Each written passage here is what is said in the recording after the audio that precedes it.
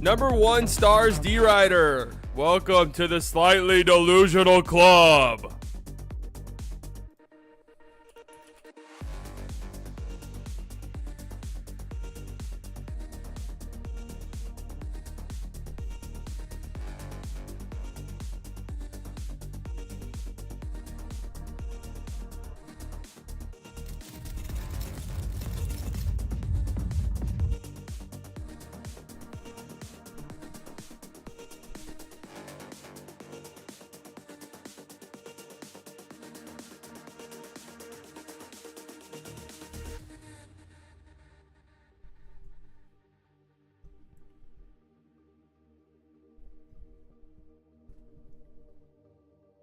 Squiggly has gifted a membership. Squiggly!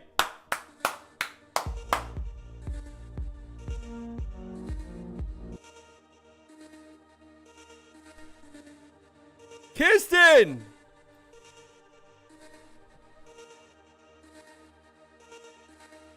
I'm happy to be streaming today, man. Really am. Happy to be live and alive.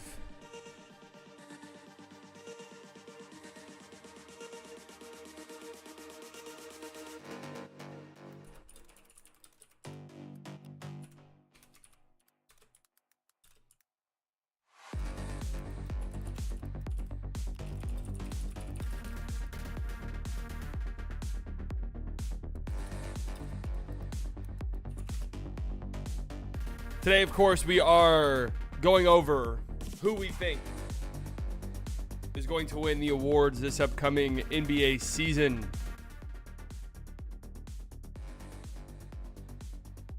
NFL picks, we're out on that. we're out.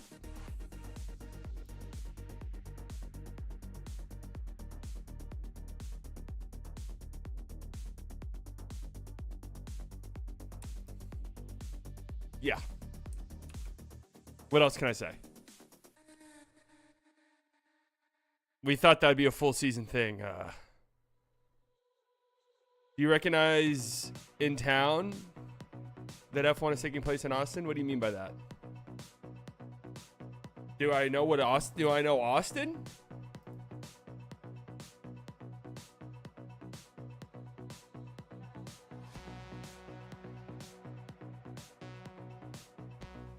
Are the Aggies maybe legit? Dude, okay. So, obviously, I'm out on the NFL. If I'm saying I'm not out on the NFL, right? I still watch, but, I don't really care enough anymore about it. Definitely don't care about college football. Definitely do not care about college football.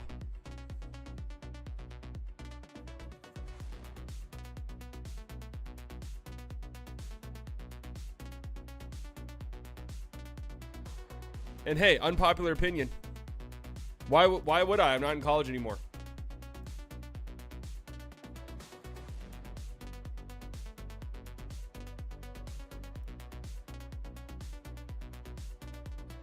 That's just how I feel. That's because I don't like college sports. So the moment I was out of college, I stopped caring. For me, college sports, the quality obviously is so much worse than professional sports. It was all about the pageantry, the atmosphere, rooting for your school.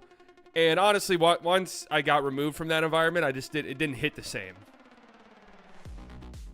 But that's not,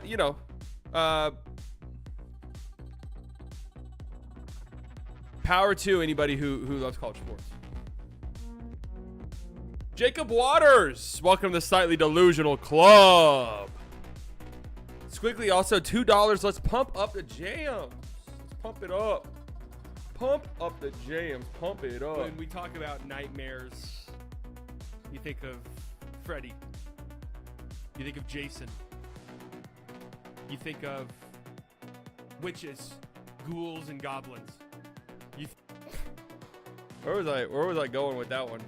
What do these comments say? Do I really have to log in? I really gotta fucking log in?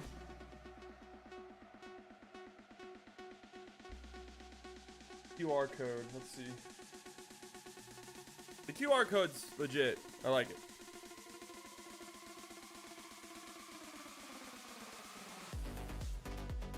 I like these. Hey, I like these type of TikToks. I didn't mean to be scrolling TikTok while I was live. I have to do it. I opened up a TikTok.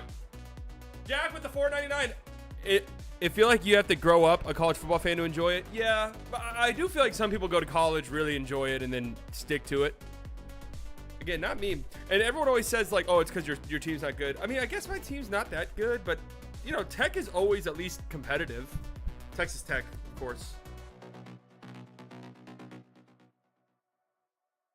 I love these type of TikToks right here. Little creepy TikToks. What quietly went away without anyone noticing? 3D TVs.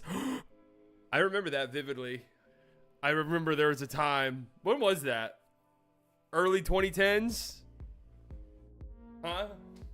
Fuck! 22 months! 22! I don't know about you, but I'm feeling 22. 3D TVs, there was a time where I was like, this is the future. Everyone's gonna have a fucking 3D TV in their house. You would go to Best Buy and be like, oh my God, did you try the 3D TV? Slightly, when you're turning 37, more than 5 years from now. Much more than 5 years, but less than 10. Do the math.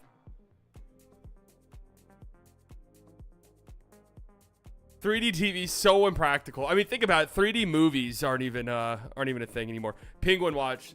Thank you for saying that because I was gonna mention it, guys. I have caught up on the Penguin. If you have not watched the Penguin yet, I was gonna say drop everything you're doing. I don't want you to do that. I want you to watch this stream. Afterwards, drop everything you're doing and go watch the fucking Penguin. I think it's one of those shows. I really do. Whenever you watch shows, you can kind of get glimpses here and there where it's like, oh shit. Like Succession's my favorite show of all time. I'm a sucker for HBO shows. Succession's my favorite show of all time. I vividly remember about halfway through season 1, right? At first it was like kind of this sort of funny, you know, look into the elites and how much of assholes they are and kind of just like a funny show. About halfway through season 1, I was like, oh, what is this show? Then by the end of season 1 of Succession, you're like, oh, this show's not fucking playing games.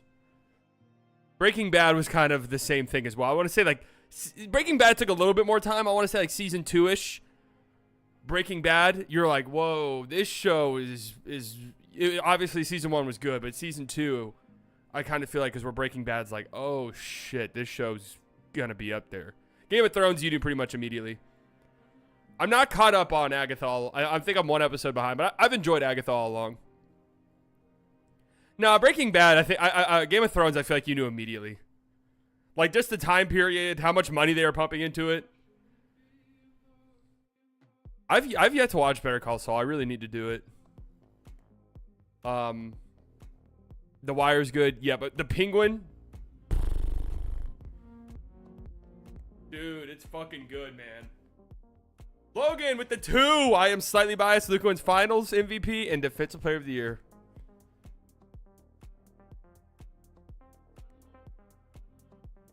Thoughts on House of the Dragons? I thought it was awesome. I thought season 2 was great. I saw everyone's concerns and complaints that the season didn't do anything. I disagree. I very much disagree. I thought season 2 was really good.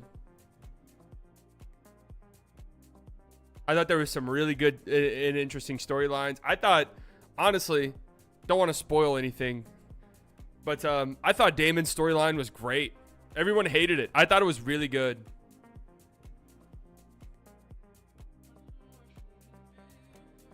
Did you watch Dark, the German show? No.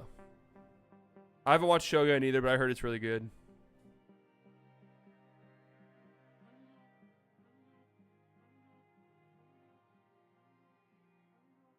Season 2 is awful. We started season 2 at a war starting and ending season 2 of no war starting between the families. Dude, so much happened, bro. So much happened in season 2. Like, that's such a unfair way of looking at it. Hold on, I want to read all of these. What quietly went away without anyone noticing?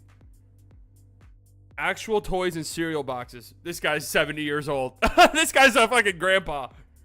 Taco Bell used to have a Chihuahua as their mascot. Little dude disappeared one day. And anyone born after 2000 probably doesn't know what I'm talking about. That's just advertising campaigns, man. Dude, I was watching, speaking of advertising campaigns, watched the Menendez brothers. I didn't think it was very good, to be honest with you. But I did watch it.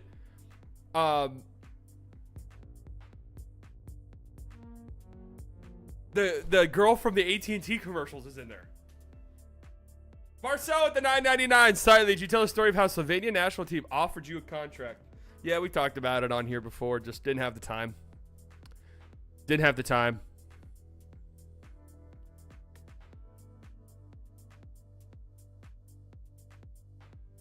Stumble upon? I remember all my classmates and mom used it years ago. All right, maybe I'm showing my age. What the fuck is stumble upon? The hot AT&T girl? Sure. Yes. Did we cover Lawson yet? What do you guys? I mean, I've said it a million times. I don't care about two ways. It had to happen. Gortman deserved it. Not Gortman over Brandon Williams personally, but whatever. Don't really think those guys are gonna have an impact on the season whatsoever.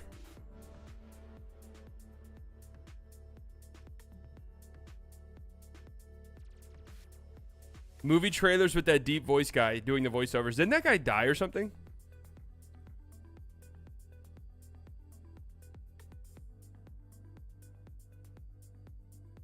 On my way to spend the afternoon with Jane Hardy. Are you actually, Marcel?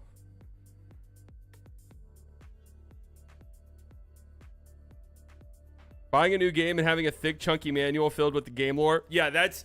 We desperately missed that. I'm not going to lie to you. Physical media is missed.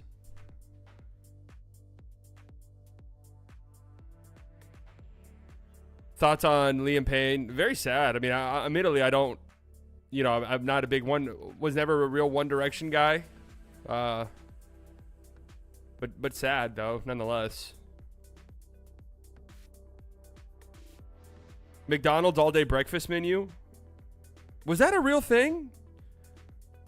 How many in percentage is your top 100 list complete? 100. My top 100 is complete. I'm just putting it all on a PowerPoint. But it is complete.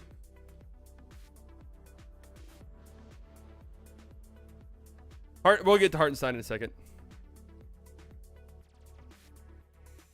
Ronald McDonald's gone? Outer Banks has been on in the background from time to time.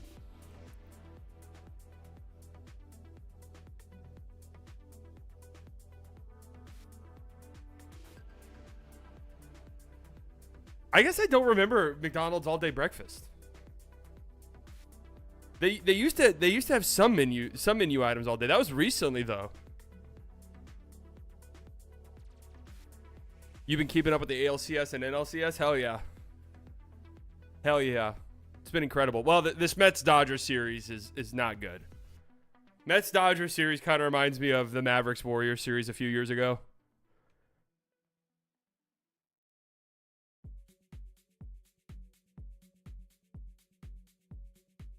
Where it's kind of obvious the Mets have entered the happy to be here phase.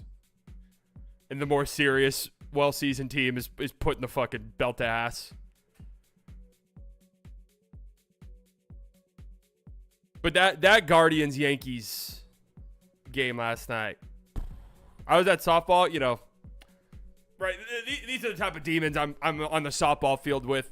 This guy used to play in the Guardians system.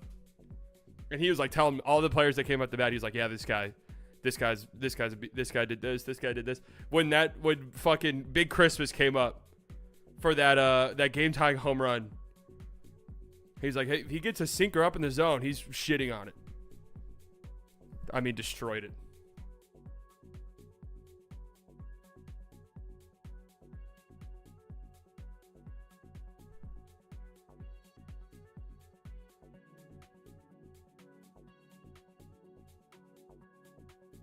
I think people have noticed now, but at the time, nobody noticed it was happening. 24-hour stores.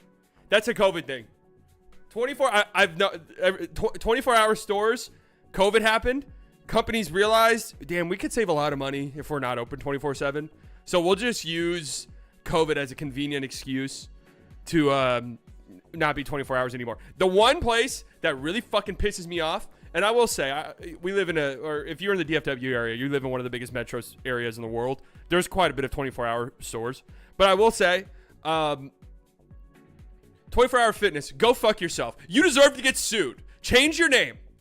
That I was considering, a couple years ago before I got a new gym membership, I was thinking about going to 24 hours because there was one very close to me. They fucking close at 8 p.m., man. They close at 8 p.m. What a joke. I wanted a late one. My sleep schedule was so bad. I was like, dude, if I want to go to the gym at 1 in the morning, I want to be able to do that.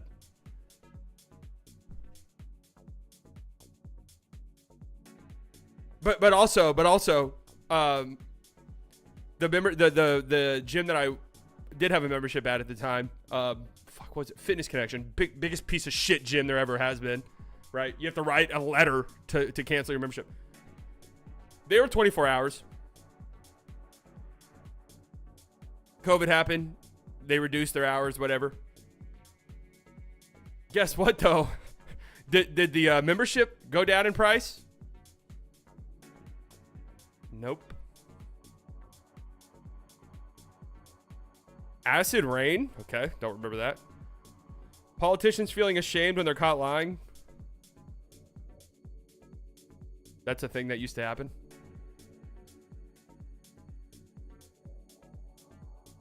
My cousin from any family party he ever came to. Okay. Why is this in the fucking TikTok? We don't care.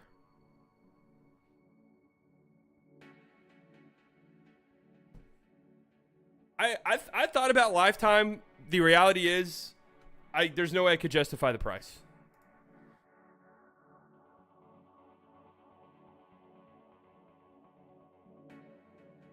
You know, I'm all for paying more money for things if it is actually better. I'm all for paying for convenience. I absolutely.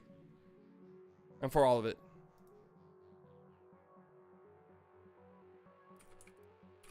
But I didn't need my gym to do all of the things you can do at Lifetime. Gym ranking stream. Gym recommendations. I mean, I like LA. It has everything that I want. It's got basketball courts. They never succumbed to the fucking annoying ass pickleballers.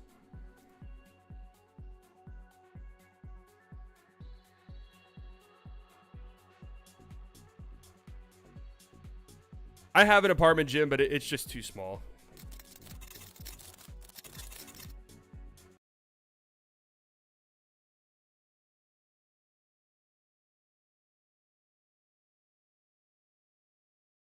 I will not respect pickleball.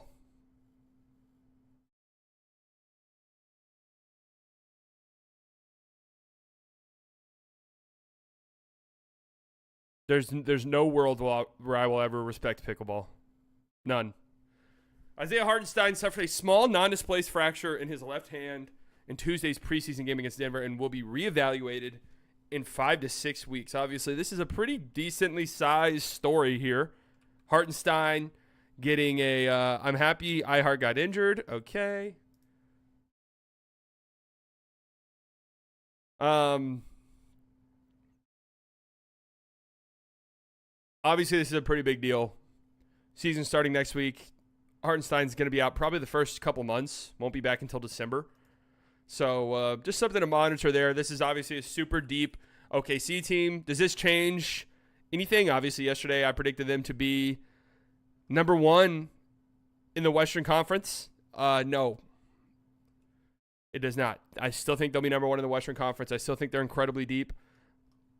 Obviously, it does kind of change how they will play. Might as well tank. Might as well. All in for Cooper Flagg. You know, if they decided to do that, they could pull the 2K move where, hey, we have 4 picks in this draft. Let's just put them all together and trade up to number 1. How much hate did you get online for having the Mavs behind the Wolves and Thunder? Not really any. People really need to understand when we're doing preseason rankings, those are completely different things than postseason rankings or like power ranking championship contenders, right? There are teams that just perform better in the regular season than others. There are teams that are just built for the regular season better than others, right? That could be youth, that could be durability, that could just be depth, whatever the case may be. You play a fast brand of basketball, so just naturally you're going to catch teams sleeping from night to night. What would your reaction be if OKC gets Flagg? I think someone would have to step in, actually. I think somebody would have to step in. Seriously, though.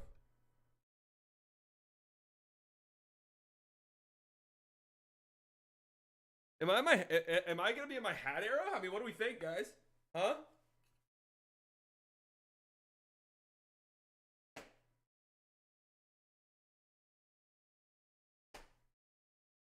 My hat era.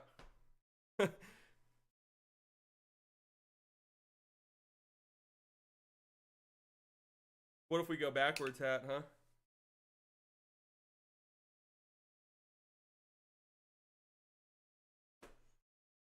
The way my hair's parted, it kind of looks like I'm going bald.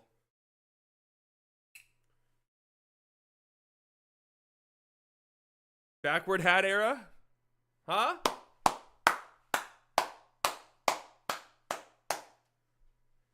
Look like Jackson Mahomes?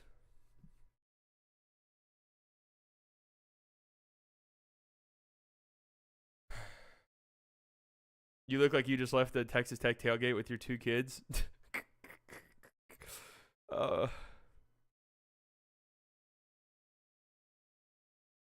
am going to opening night, yes.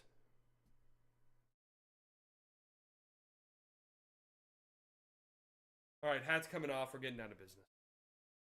Nice Raiola jersey. My guy, Raiola.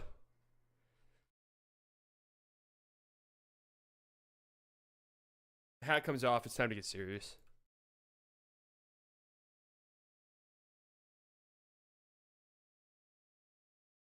When are you becoming a father? Sit down, son. Your mother and I have something to tell you.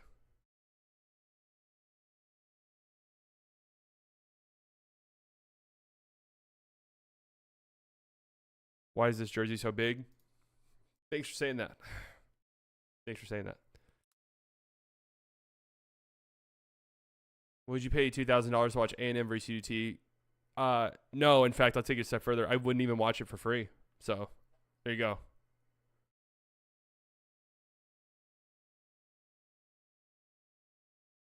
All right, let's lock in. Let's lock in. Fuck me, man. I am buying some time because I think the awards won't take us too long. So, I don't want this stream to be too short, but I saw this. I'm actually really interested by this article. I haven't read it. I just saw it. I thought it looked cool. Thought this might be kind of fun to go over. We're not going on Fanspo. I love me some basketball shoes. A guide to every NBA and WNBA signature shoe. I wonder if this is like for this season or just in general. Stay ahead of the game with our basketball sneaker database. Oh, okay. Wait. That's it?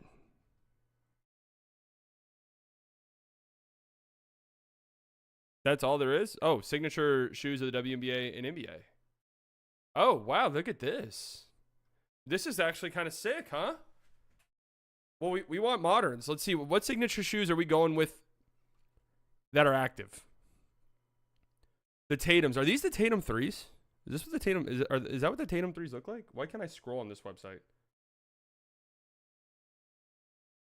Those are the Tatum 1s, correct? These are the Tatum 2s. These are the threes, aren't they? This website's kind of okay. Huh. Not gonna lie. The threes are kind of nice. Are those out?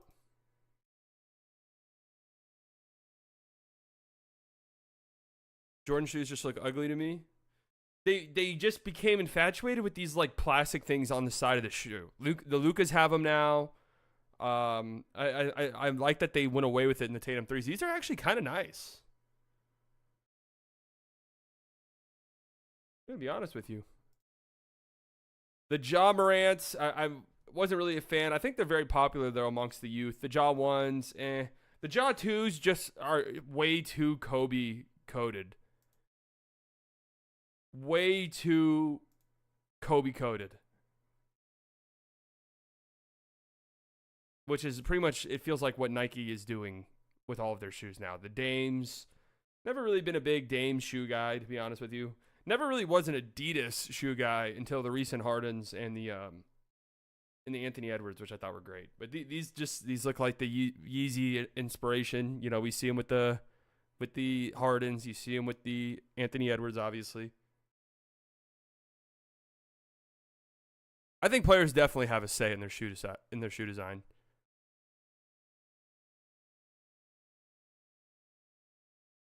Ja ones are clean, no great colorways. I think amongst the Utes, is that what I said? Yeah, the Mormons love them. Nike Zoom Freak, the Giannis's. I can't quite say I've ever been super in on the Giannis's. I feel like they're kind of a popular shoe though. Like I feel like I see them a decent amount, like playing pickup and stuff. I don't know if that's because they're just very readily available or what. What's the most you'd spend on shoes? Not much. Oh, here's a little quiz. The WNBA most worn sneaker. It has to be the Sabrina ones. Oh, yes. We did it. The Currys. Never been a fan of the Currys, to be 100% honest with you. These just don't look very good to me. I just have to be real. These don't look good to me. Any like newer model Jordans just don't really do it for me either. I guess it really kind of depends on the colorways, but I feel like there hasn't been like a signature Jordan that's looked good in quite some time. Oh, these are clean. What the? This looks like a grater on the shoe. So is this like in the middle of a game when you need Parmesan? You can take your fucking shoe off. 2023, 2024 NBA most worn sneaker. Okay. It's got to be the Kobe 6s. It probably doesn't help that they have a literal picture of them in the quiz question. The Lucas.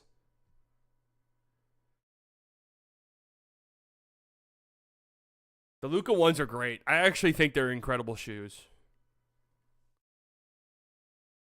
I still wear them. Luka still wears it. It's a shoe Luka wears more than any other ones of his shoes. The twos, I thought had some potential.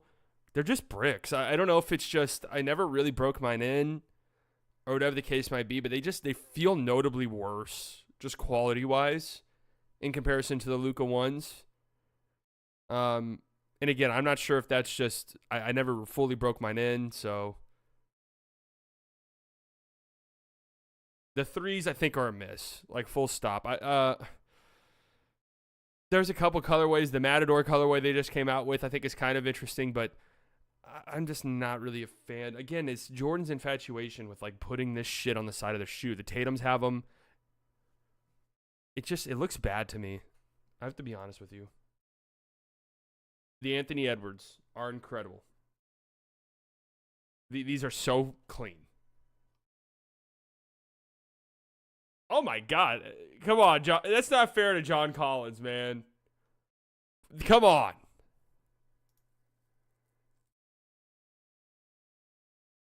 The colorways are great. I like it because it's just so simple.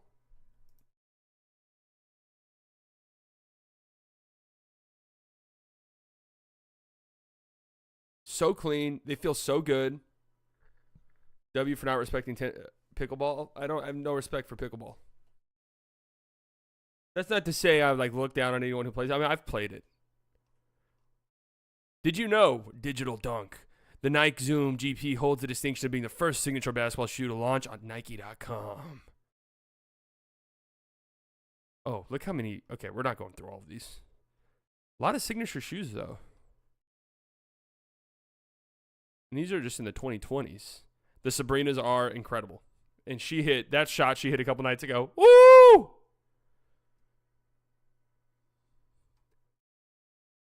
Sabrina 1s are my favorite basketball shoes. They're the shoes I wear the most currently. I don't have the Sabrina 2s just yet. They're very Kobe inspired.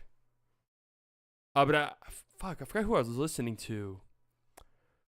I was listening to someone who was talking about Sabrina and then talking about her shoes and just how many NBA players are also rocking the Sabrina shoes. It's because they feel like Kobe's. I mean, they're very Kobe inspired, obviously. Again, pretty much everything Nike does shoe-wise now feels the same way. The Way of Wade's, these are actually great shoes as well.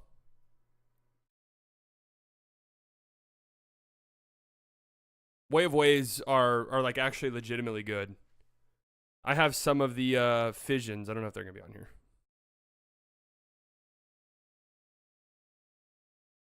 But the Way of Wade 10 is a pretty popular shoe. Who's wearing these? Like, who's wearing these on the court? I wish they said who's wearing these players or which players are wearing these.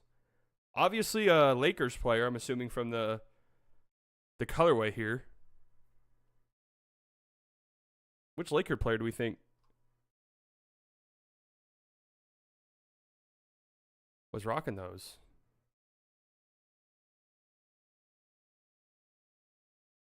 Klay Thompson kicks. Klay's got 10 signature shoes, huh? Oh, these are kind of fresh. These ones are. These are very ugly. These are very, very ugly. These are also fairly ugly.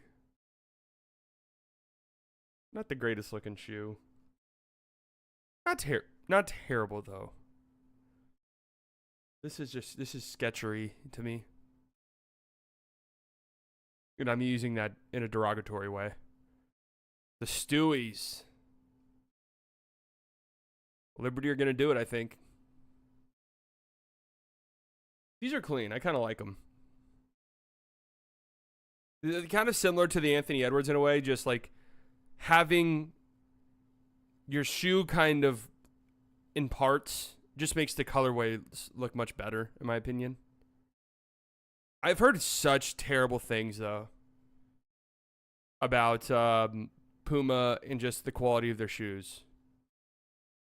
Gordon Hayward Antas, these might be the least popular signature shoe of all time. No, I'm just saying. I mean, who's pulling up in Gordon Hayward's?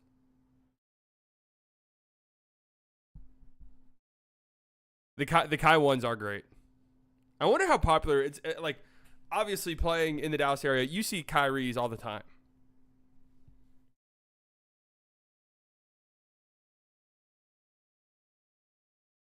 The Hardens are great. I think they look so cool. The 7s and the 8s, I think, are both incredible. Even like the 3s, the 4s are pretty iconic shoes. They're very Yeezy inspired, obviously. But they look pretty damn good. I've warmed up quite a bit on the books, by the way. How are these when you're hooping in them, I wonder? I've warmed up quite a bit. I think these are good looking. Not great. They are. They're simplistic. They do kind of look like lifestyle shoes. The CJ McCollums, huh? Oh, okay. Well, those are definitely shoes. Hollow footwear. Okay, we got Isaac Okoro. We got Isaac Okoro signature sneakers.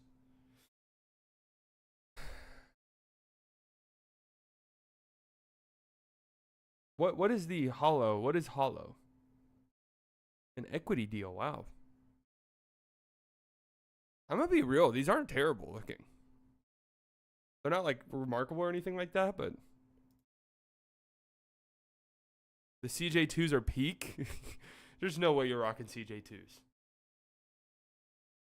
The Zions are infamously fucking awful. I mean, they've done Zion disgusting. These look like these could be CJ McCollum shoes. I mean, these are signature Jordan shoes, man. These are signature Jordan brand shoes. Wait, this is what we're putting out? I mean, really? These are so bad.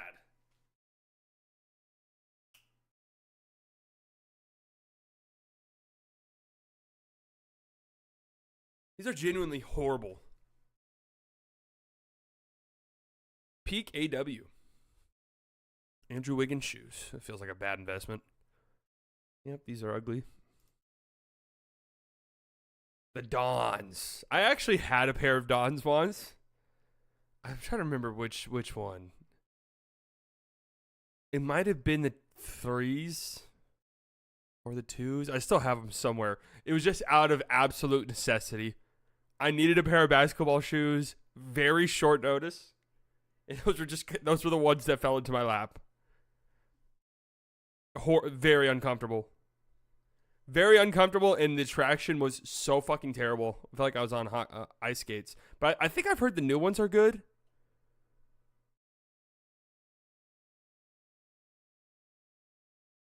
The LeBrons, the new LeBrons are very clean. Never been like a super big LeBron shoe guy, but I think the 20s are really nice looking. The double swish is super cool.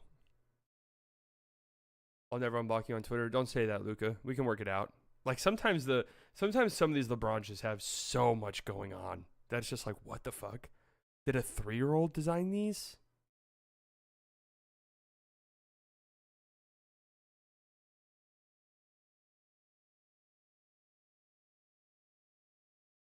When we get to talk about how different shoes give players a competitive advantage. I always wondered, PJ Tucker, could he have been better if he was just like, let me find the most comfortable pair of basketball shoes that I like, and I'm going to play in them, versus openly admitting playing in like Fear of Gods and like these other like designer shoes, and openly admitting that his feet hurt very badly. The 361 AGs. I'm going to be honest, these are kind of nice.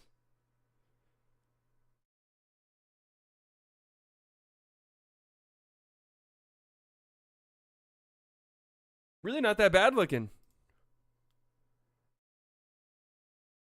The Austin Reeves, which I have heard very good things about these shoes, believe it or not. Rigorer. Believe it or not, I've heard genuinely good things about these shoes. The KDs, obviously, these are iconic and classic shoes. If you just play a random pickup game, 5s, 10 people on the court, there's a good chance, bare minimum, 2 of them are wearing KDs. Yeah, bare minimum. The Russell Westbrooks, the Why Nots, I think these are another big Jordan miss. Another big signature Jordan miss entirely. The New Balance Kawhis. You know what's kind of funny? If you're like have a signature athlete who's always injured, that must be hard to market your shoes. Hey, Kawhi wears them. I hear that as a consumer. I'm like, okay, well, yeah, mark those off the list. We're not fucking buying those. Same with LaMelo Ball. These are so ugly. I mean, these are so ugly, but I feel like these appeal to like 12-year-olds. I mean, these are hideous. Yeah, I'm a LaMelo guy. I've also heard these shoes are horrible. I've heard from people that these are the worst basketball shoes. Straight up. The worst. Performance-wise. I mean, that is, what the fuck are we doing? The Trae Youngs, I think, are pretty bad as well, and I've also heard they're terrible. Like, what is this? Like, what is going on here?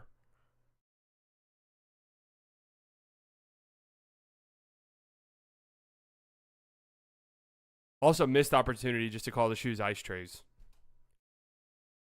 The Jimmies. What do you want from a basketball shoe? What makes a shoe bad in your opinion? Well, it's personal preference. Some people like very light shoes. The Sabrinas are incredibly light, for example. Some people like heavier shoes. The Anthony Edwards shoes are very heavy. So it kind of depends on that. Do you want ankle support?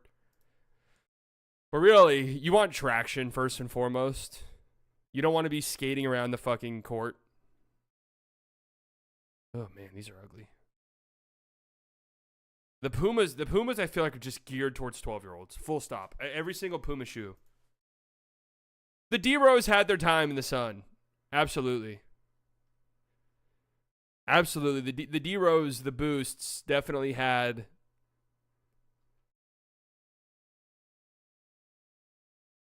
their shine. So, any thoughts on LeBron being buddy-buddy with the diddler? Was that you who was commenting that under my last video?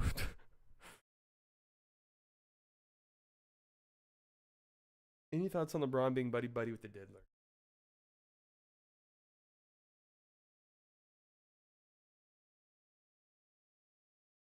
I don't know anything about that, actually.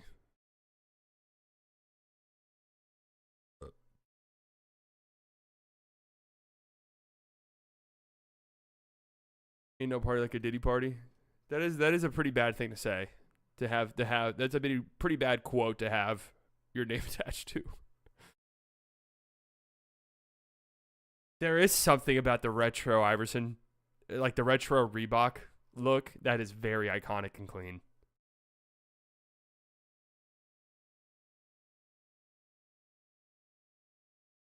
I wonder how these feel. They look good. Like, I don't know, it just feels retro and in a good way. The Paul Georges, I mean, these were iconic back in the day.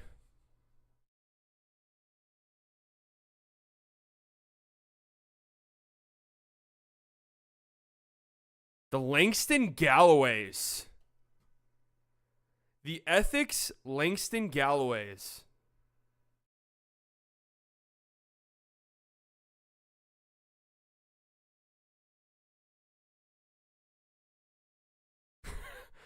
The Spencer Dinwiddies, the 361s. Who else had a 361 deal? I mean, they're just okay. Obviously the Nike Kyrie's iconic legendary shoes. Yeah, the Kyrie ones, iconic. The Kobe's, the Adidas Kobe's, iconic in their own way. Iconic in their own way.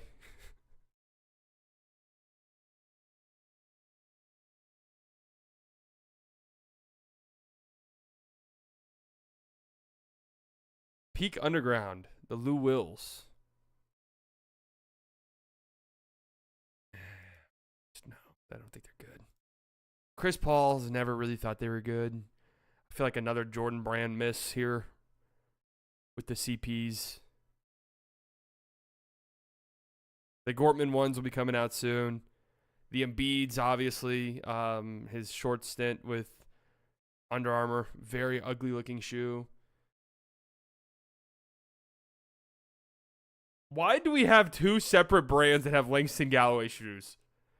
Why are there two separate brands with signature Langston Galloways? What exactly is going on here? Okay, he was a sneakerhead. Interesting. Curry's, which I honestly God, I've always thought were ugly. Always thought Curry's were ugly. Just dad shoes. Tony Parker's. Also ugly. Two different brands with signature Langston Galloways, huh? All right.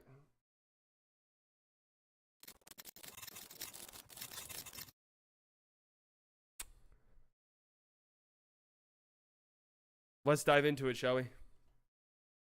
The slight ones, I'm working with a couple brands, Gucci, Balenciaga, you know, just working with a couple of brands to try and figure out the one that's most cost efficient for you guys.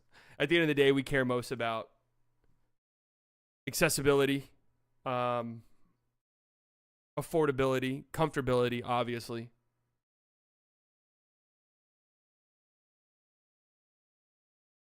So we're trying to knock the price down to $800 to $1,100.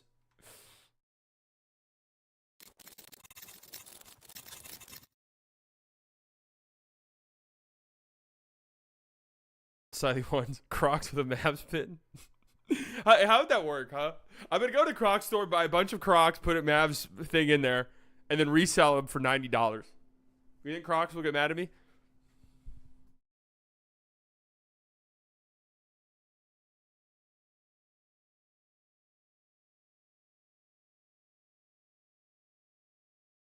So this is the last of our predictions here. We have the top 100 list, which we're doing on Monday, which is predictive, I guess. But award predictions, we've done Eastern Conference, we've done Western Conference standings predictions.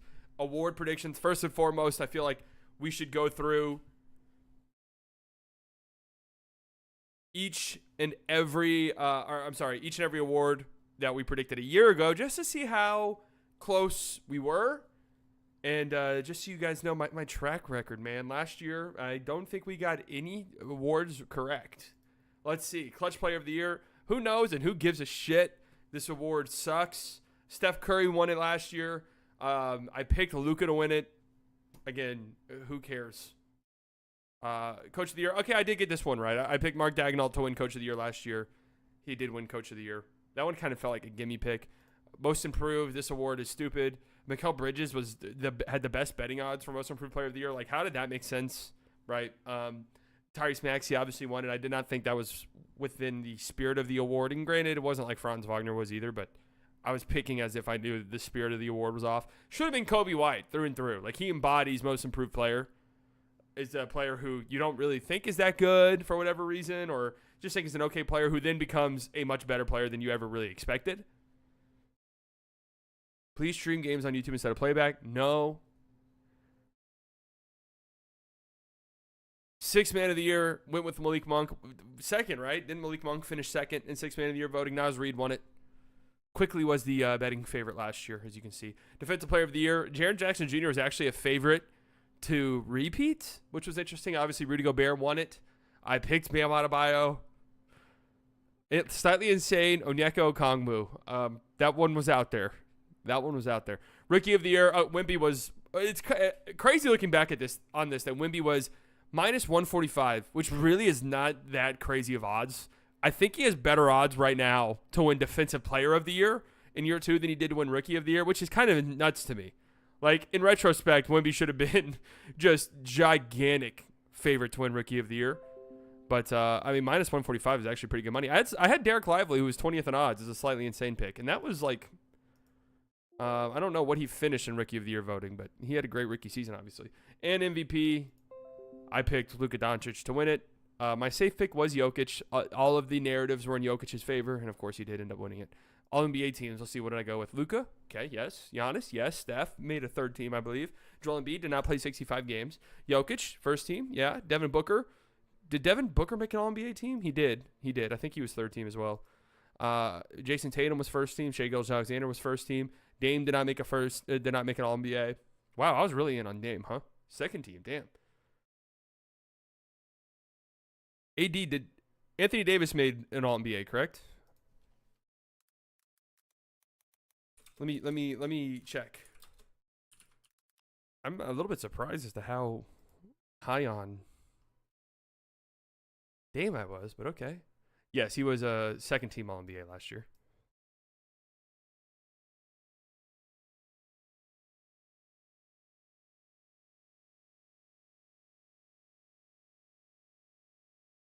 Trae Young did not make an All-NBA team. Anthony Edwards made second team All-NBA last year. Bam Adebayo did not make an All-NBA team. It's a damn shame. Jamal Murray did not make an All-NBA team. Victor Wembanyama, I was high on him. Did not make an All-NBA team, but did get some votes, though. Did get some All-NBA votes. Did you make this list before the Dame trade? Yes. Yes. I did this right before the season started. So here we go. This year's predictions.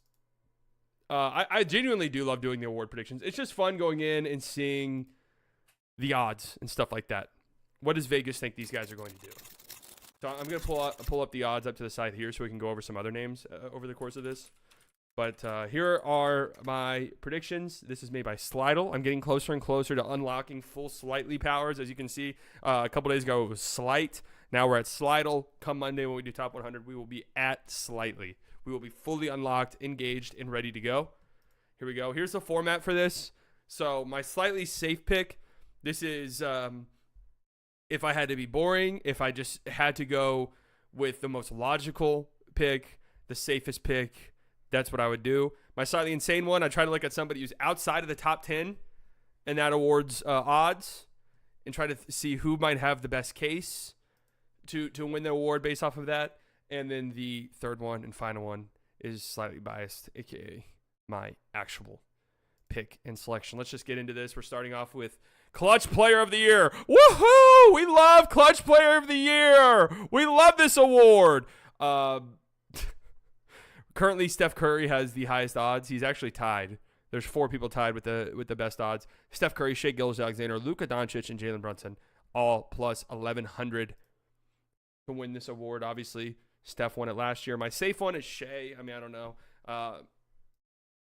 I kind of feel like you need to be on a competitive, good, but not great team, right? So that might eliminate the Thunder from this because they might not be in enough close games. So you're kind of looking at teams that are going to be good and in close games. And that means Steph could be an option for this again. The Bucks, Damian Lillard could be an option for this. He has good odds as well. My insane one is Kyrie Irving, who personally I thought should have won it last year. That wasn't even me just bullshitting. Like, I actually think he probably should have won this award. His numbers in the clutch were absolutely insane. And the efficiency he had in crunch time for the Mavericks was on another planet. Like, I thought in a lot of ways he was maybe the most clutch player in the NBA a season ago, but of course he was never going to win it. I actually, now that I'm saying that out loud, is there a 65 game requirement for this one as well? I don't think there was. Because I think that's why like we were kind of arguing for Kyrie, because I don't think there was a requirement for this one. My pick is Jalen Brunson, who I think the Knicks are going to get a lot of media love this year, naturally. People love what they did in the offseason. People think they're going to be a great team. They are going to be a great team. I just think they're going to get a lot of award love. And in some ways, I kind of feel like the Clutch Player of the Year might double as this, hey, you had a great season. You're not going to win like any of the big traditional awards. Let's just throw you this Clutch Player of the Year award. He's tied with the best odds, again, as I mentioned earlier, with Steph, Shai, and Luka. And I could see the Knicks being in enough close games. And he's going to have the ball in his hands every single time down the court. Like, there's nobody else on the Knicks that's going to be, like, in competition for having the ball in their hands down the stretch. So, this is my selection. Jalen Brunson. The next award, the Coach of the Year. Last year we got this one correct. I kind of feel like this isn't that hard of an award to predict, to be honest with you. Tom Thibodeau is the favorite to win this award right now at plus 700. My safe pick, though, is Ime Udoka, who is second. As you guys know, if you watch my standing predictions videos, you guys know that I'm pretty high on the Rockets this upcoming season. I think that they're going to be good, and I just feel like you look at the history of this award, and it either goes to a team that's like unbelievably dominant or a team that kind of exceeded our expectations, and that would be the Rockets. To me, like, if the Knicks end up being the 2 seed and win 54 games, like, okay. I mean, we knew that. That was the expectations, kind of. So that's why I kind of struggle with Tibbs winning it, but who knows. My insane pick is Michael Malone. So this is assuming that the Nuggets are maybe much better than everyone thinks. I just feel like there's a lot of things going in his favor. Like, we've talked about the talent that has left the Denver Nuggets over the past few years. We talk about how a lot of their rotation pieces and a lot of their bench guys and depth guys have a ton of question marks, and it's going to be very difficult navigating that. If the Nuggets are good and Michael Malone figures out a way to get the most out of some of these guys and is on point with his rotations, and it all kind of makes sense by the end of the year, I think he's got a pretty great chance at winning this award. And on top of that, too, he's already kind of a solidified coach who people like. He's won a championship. Charles Lee, insane pick. I wonder what Charles Lee's odds are. Okay, a little bit higher than I thought. There's some people who I've heard talk about the Hornets who are very excited about what Charles Lee brings to the table. So there you go. That could be one of them for sure. Kid is low in the odds as well. Could be an option. I mean, Kid's very low actually. Billy Donovan has the lowest odds, tied with Jordy Fernandez and Brian Keefe, as you might expect. Billy Donovan probably doesn't finish the season. Will Hardy is very, very low, which is interesting. Charles Lee's a dude from Hamilton, right? Yeah. My pick is Ime Udoka for the reasons I mentioned earlier. And again, I've already said that I'm high on the Rockets. I think the Rockets are going to be good. So because of that, I'll give them Coach of the Year.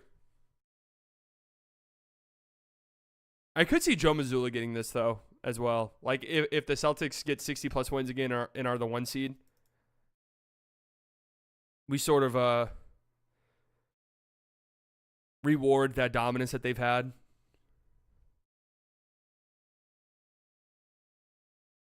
What about Demon Kid? I just can't see a world where he wins it. Just can't see a world. Most Improved Player, the Broken Award. This award just makes no sense. Have you watched the Penguin? Yes. Guys, whenever I'm doing, stuff like this, we're focused on this. Start of the stream when we're bullshitting, that's when we can kind of just toss around nonsense.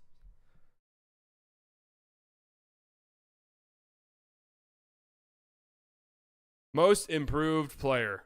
Tyrese Maxey won this last year. Insane pick, Ryan Dunn. That would be insane if a rookie won Most Improved Player. Victor Wembanyama has the best odds for this. I think that would be so fucking dumb. Like, seriously.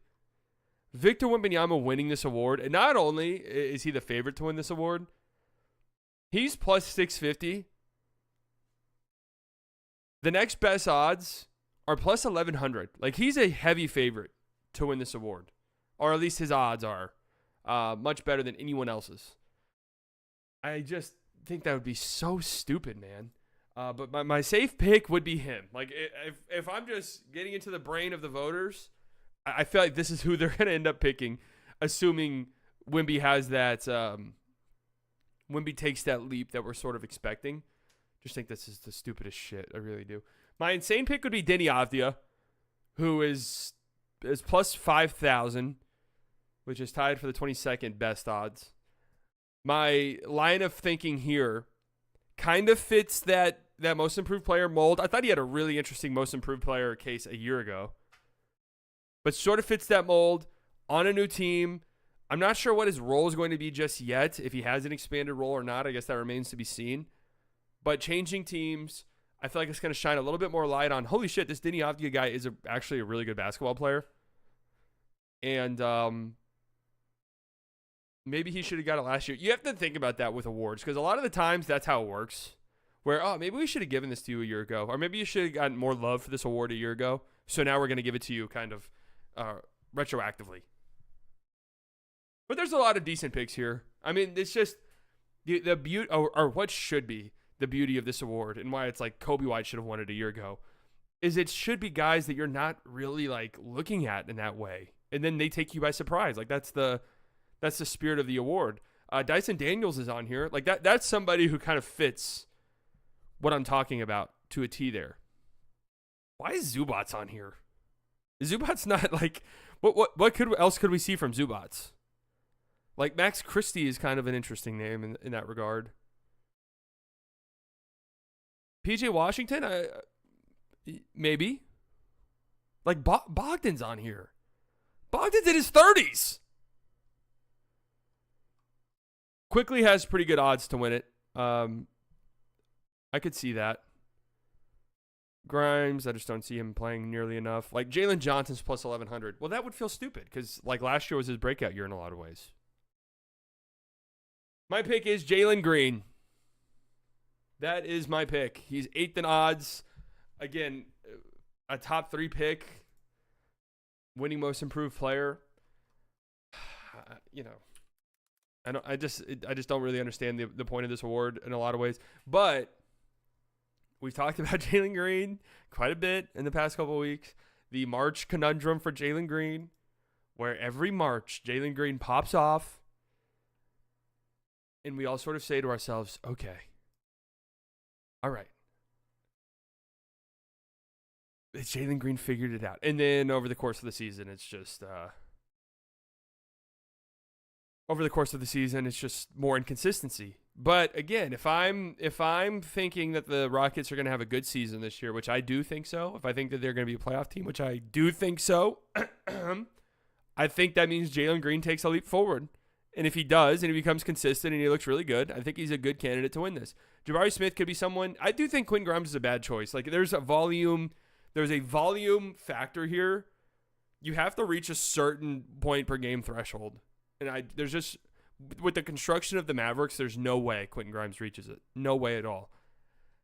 What can Zubats add to his game though? Like what is Zubats going to add to his game? Like anyone who watches the Clippers should know who Zubats is. Zubats 40% from 3 season. All right, maybe.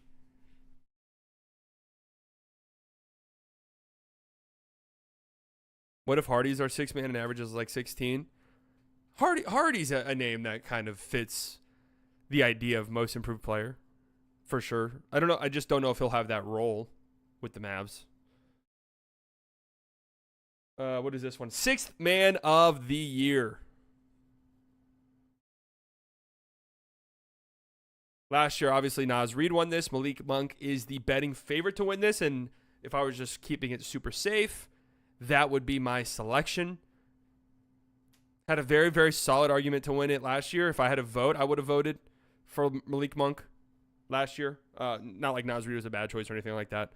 But he should be coming off the bench again. There is a world where he gets into starting lineups, and it sort of throws this off if the Keon Ellis experiment's just not working out. But I think Malik Monk is awesome. I think he's a great guard off the bench. He puts up the numbers that you want to see for a 6-man of the year.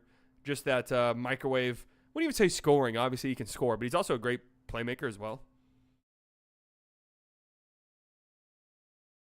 And yeah, we do. Manny makes a great point. We do have the, hey, you could have easily won this award last year. We'll get you one this year. He's got that working in his favor as well. Slightly insane. I went with Trey Mann, who has the 22nd best odds at plus 5,500. There's a lot of buzz, no pun intended, coming out of Charlotte with Trey Mann. I mean, they fucking love him. Hornets fans love Trey Mann. Allen Iverson light off the bench. I could just see him stuffing the stat sheet. In a lot of ways, that's what it comes down to for 6-man of the year.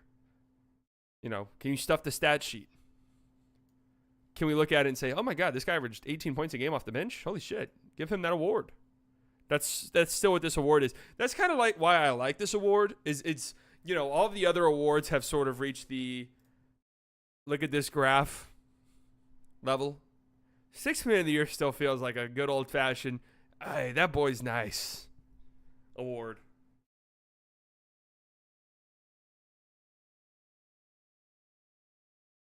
Bogey, yeah, but he started a lot of games last year. I just feel like he's someone who, injuries and stuff, could find his way into the lineup quite a bit. Naz Reid is second in this award. He's got a good chance to win it again. Jaime Jaquez is third. My pick, though, another Timberwolf, Dante DiVincenzo, I think, is due for a monster season off the bench, and I think has a very good and solid chance to win this award. He's 4th in odds. No, I don't think he's going to. I can't see a world where he starts. I cannot see a world where Dante DiVincenzo starts. Are you talking about Naz Reid, though? You could be talking about Naz Reid. I just love him off the bench. I think that he's going to put up a lot of points. I think he's going to have volume stats. I think the advanced numbers are going to like him quite a bit. I think he's going to play off of Anthony Edwards tremendously. And I think there's going to be a narrative around him as well. Like, if he has a really good season coming off of that trade with the Knicks, I think a lot of people will be talking about it. The Timberwolves will have a good year. They'll win a lot of games. He feels like a really solid option. Jordan Clarkson is a pretty solid one. I mean, can't really ever go wrong with a Jordan Clarkson one. Norm Powell will probably be starting quite a bit of games, so take him out. Russell Westbrook is high in odds. I would not bet on that. Caruso is as well. I just kind of feel like he'll be starting a lot of games. What's interesting, actually, CJ McCollum has the 6th best odds. You're obviously risking it there because I think as of right now, he's sort of slotted in as a starter. But if they do the right thing and move CJ McCollum to the bench, he's actually a pretty interesting choice. But again, you have to hope that they would move him to the bench. Tim Hardaway Jr., yeah, I don't think Timmy's going to win this one. Julius Randle gets moved to the bench. Now, if Julius Randle comes off the bench, that's an interesting one as well. My pick is Dante DiVincenzo. It makes a lot of sense for me. Defensive player of the year. Look at that defensive stance on the trophy, huh?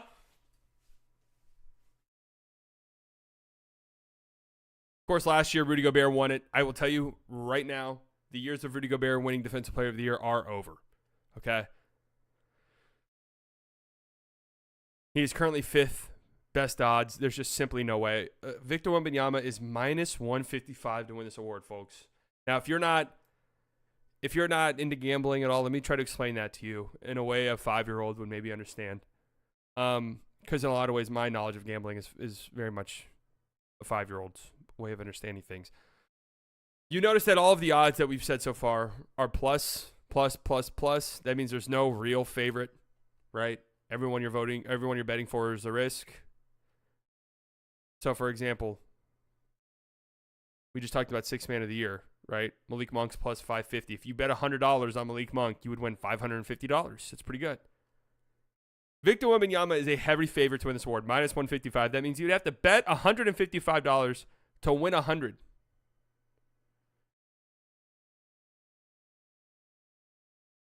So he's a heavy favorite. I mean, seeing this type of shit for an award is very rare. He is my safe pick. They're clearly setting it up to give it to him. He was incredible last year. I do think he has a very solid argument for being the best defender in the NBA right now. He finished, what did he finish? 2nd in Defensive Player of the Year last year, and there was a strong push towards the end of the year to maybe give him Defensive Player of the Year. He's, assuming he plays enough games, he's going to lead the league in blocks. He's going to lead the league in stocks. The defensive metrics are going to be absolutely fucking nutty for Wemby this upcoming season. And in a lot of ways, this could be the first and what ends up being a stretch of Defensive Player of the Year trophies for Victor Wembanyama that lasts pretty much as long as he's healthy. Like, I don't know if there will be a guy defensively as good as Wemby. My slightly insane pick, Herb Jones. He's 11th, so just outside of the top 10, which is my criteria for slightly insane. I mean, why not? Herb Jones, we all respect him as a great defender. Who knows if he does play a lot of small ball 5 and is picking up centers a good amount of the time and he does really good at it and looks really good in that capacity, then sure, why not? He'll get some Defensive Player of the Year love. Now, it's interesting. I'm scrolling through here. Wanted to see, and this is just on FanDuel, wanted to see what Derek Lively's odds are. He is not on here. But LeBron James is. Ben Simmons is. Clint Capella is. Alexander Sarr is. Huh. Avery with the $4.99 slightly. I just put a $50 bet to win $1,000 on the Mavericks winning the in-season tournament cup. Am I chalked or do you like my odds? Man, I don't know. I don't know about the in-season tournament. That's fun though.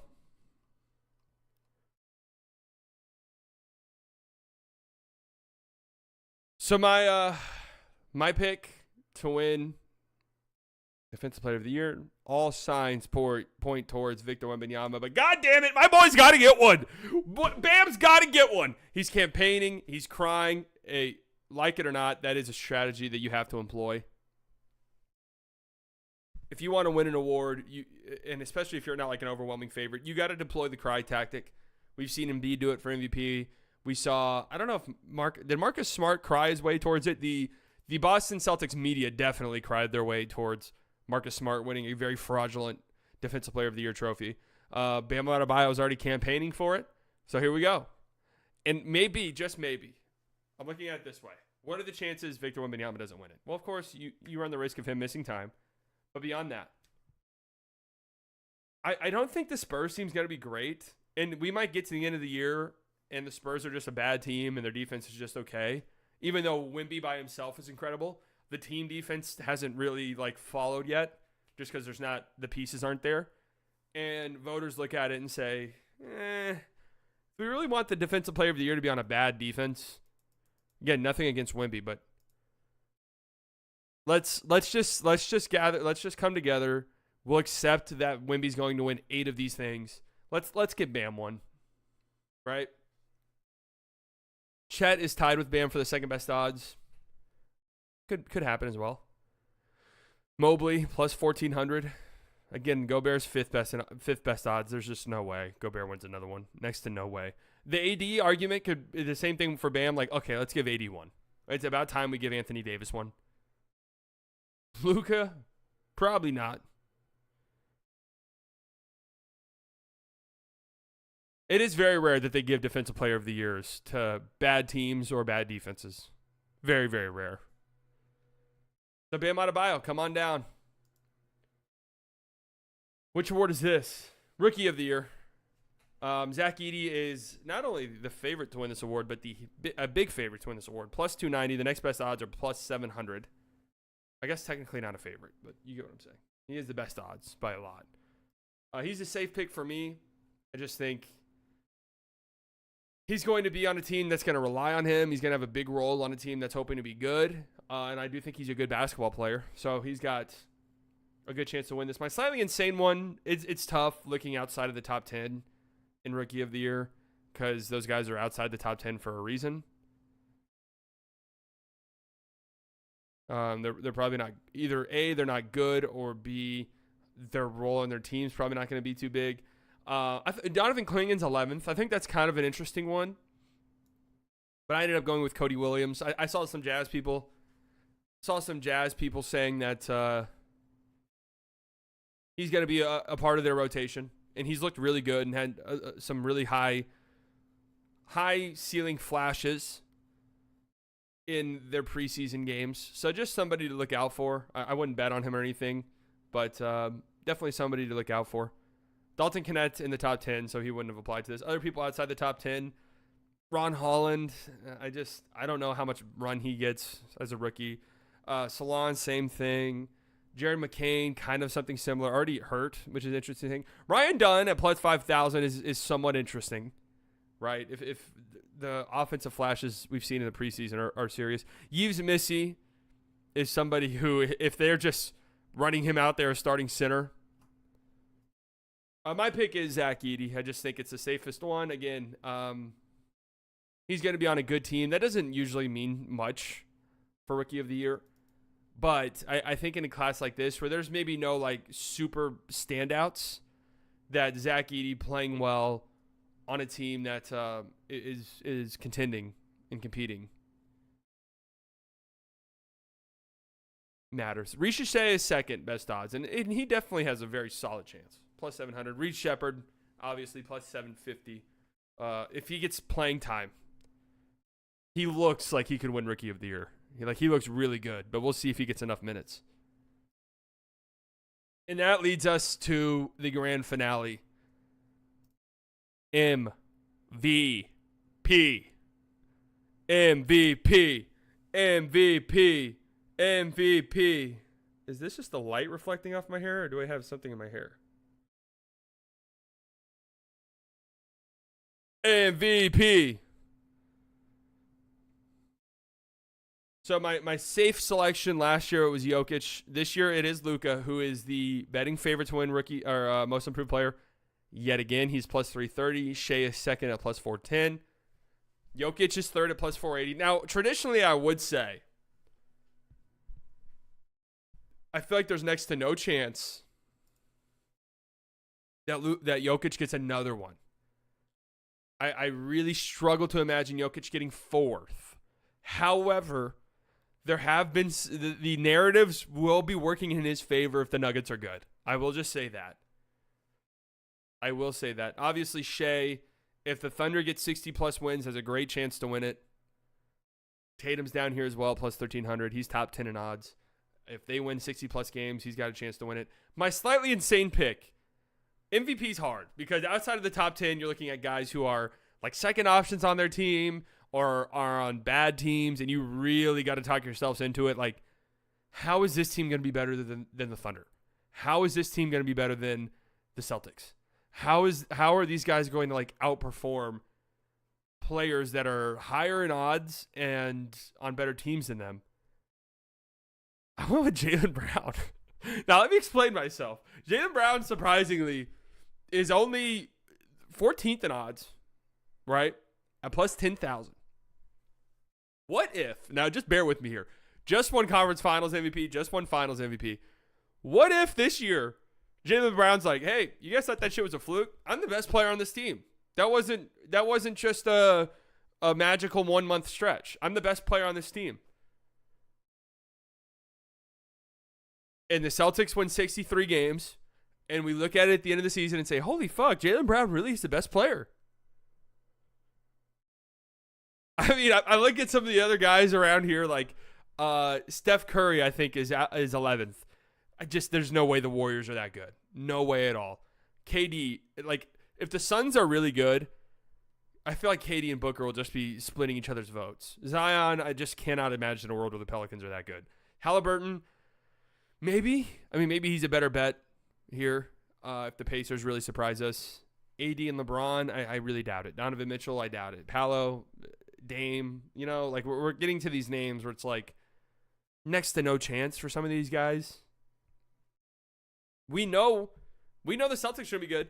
Tatum would take Brown's votes, yes, but let's just say a world in which Jaylen Brown is kind of clearly their best player. Not just like, hey, this graph says that Jaylen Brown's better than Tatum, but like, hey, I just watched the Celtics game last night, and why the fuck is Jaylen Brown their guy now?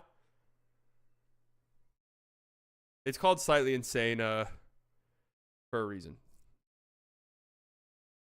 Jaylen Brown's looked really good. I mean, what if this was just like the moment? What if the finals MVP and stuff was the moment that he needed? And he just said, and he's just like, yeah, sorry, JT. My pick, of course, is Luka. It is his year. I'm not. There's not even a funny bit or anything like that. This is his year.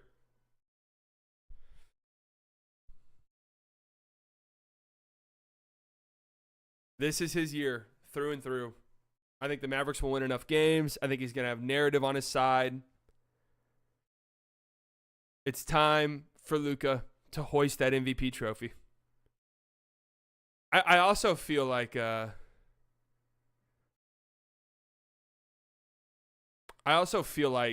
I know the narrative always changes, but I feel like I talked about this with Defensive Player of the Year, is that there might be this lingering sort of, hey, this Wemby guy is getting ready to kind of take these awards by storm. Let's get the guys who we think deserve some and need to end their careers with things on the resume. That's not to say Luka at 26 years old, if he wins MVP, that's it. But you do never know.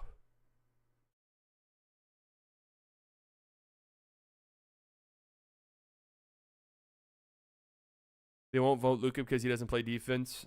I think they'll vote Luka this year. I really do. I'm feeling confident in it. My all-NBA teams, I think the first team is going to look very similar this year to what it looked like last year. I got Luka, Giannis, Shea, Jokic, and I'm throwing D-Book in there. I'm throwing Devin Booker in there because I am high on the Suns, and I just feel like he'll get a lot of love if they're good. I took KD off. For some reason, I feel like KD's playing under 65 games. For some reason, I feel like KD's playing under 65 games. It didn't feel good, but that's just the way you have to look at some of it. Jaylen Brown and Jason Tatum both on the second team. Victor Wembanyama making second team All-NBA. Yeah, same with Braun. I struggled to see LeBron playing 65 games again this year. to be completely honest with you. Jalen Brunson, I think, will make another All-NBA team. Trae Young, I'm just going for it. Fuck it. Let's do it. He's going to have the ball in his hands a bunch. I think he's going to put up some gaudy stats. Anthony Edwards, third team. Probably would like for this to be higher, but I don't know. You just look at some of the guys ahead of him. Bam Adebayo, I picked him to win Defensive Player of the Year, so he's got to be on here. Halliburton and Kyrie Irving, because why the fuck not? Why not? Braun probably going to be in prison? Oh, my God.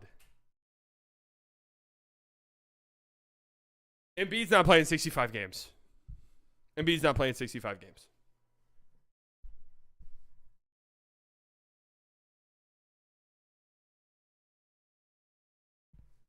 Curry's not going to be on here. I think Curry will be my least popular top 100 ranking, I think. Just telling you right now. And you want to know what's funny about it? Is I keep forcing him higher every time I look at it, because I'm like, I think I might get killed for this. I think they actually might kill me. I just don't think Braun's playing 65 games.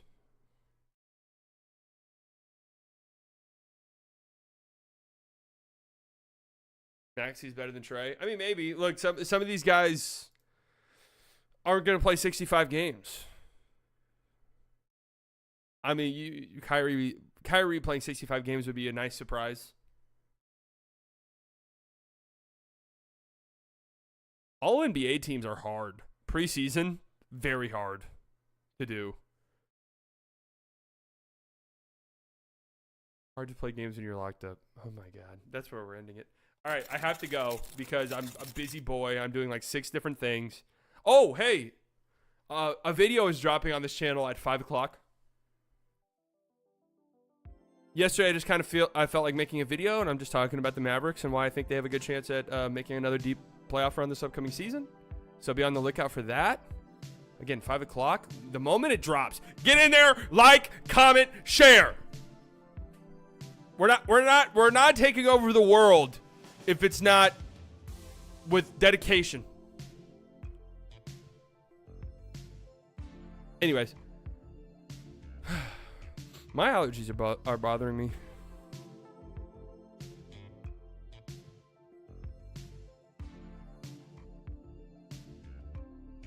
We watching the Penguin instead? Yeah, nothing wrong with that. Monday. Top 100 players list. I can't wait.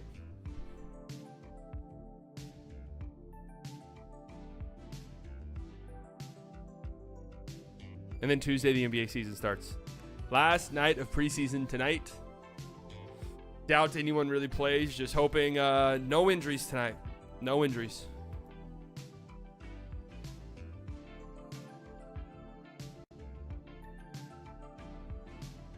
Thank you all for coming out, all of the OGs.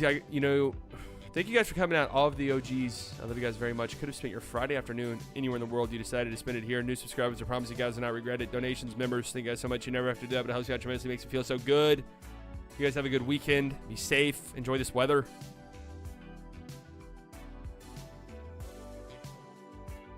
Monday, top 100 player list. Buckle up, pop some popcorn, get ready to fucking go. You guys enjoy the rest of your day. I love you all. If you missed any of the stream, you can check some of it out on the Slightly Biased Flips channel. Love you all. Talk to you all later. Bye.